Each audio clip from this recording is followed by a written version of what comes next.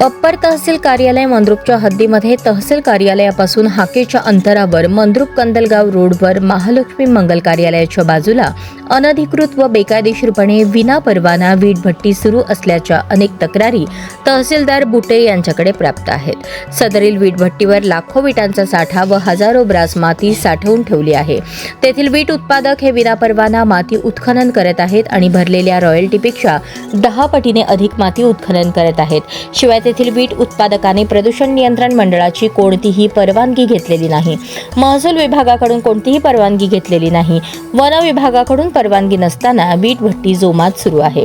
तहसीलदार यांनी आदेश देऊन सुद्धा तलाठी व मंडळ अधिकारी कारवाई करत नसल्याचे सांगण्यात येत आहे। तहसीलदारांचे कोणतेही भय या तलाठी व मंडळ अधिकाऱ्यांना राहिलेले नाही। या वीटभट्टीवर वापरल्या जाणाऱ्या दगडी कोळशामुळे sulphur dioxide, carbon dioxide, carbon monoxide आणि नायट्रोजन या विषारी वायूंचे मोठ्या प्रमाणात उत्सर्जन होत असल्याने सदरील वीटभट्टी चालवणाऱ्यावर गुन्हे दाखल करून वीटभट्टी नष्ट करण्याची मागणी नागरिकांमधून होत आहे।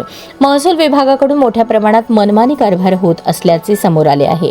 मंद्रुपचे तलाठी व मंडळ अधिकारी तसेच तहसील कार्यालयामधील काही कर्मचारी हे वीटभट्टी चालकांना प्रत्यक्ष अप्रत्यक्षरित्या मदत करून शासनाचा लाखो रुपयांचा महसूल बुडवण्याचे काम करत आहेत। तलाठी व मंडळाधिकारी यांच्या वीटभट्टी मालकासोबत संगनमत असल्याने कोणतीही कारवाई होत नसल्याचे सांगितले जात आहे।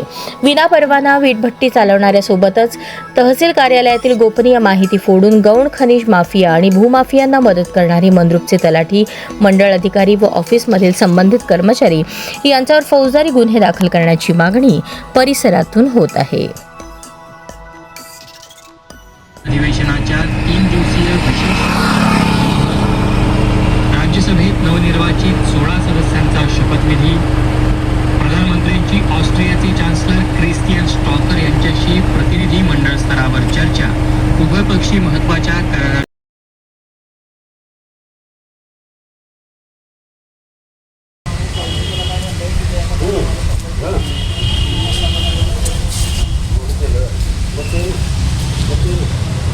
बरोबर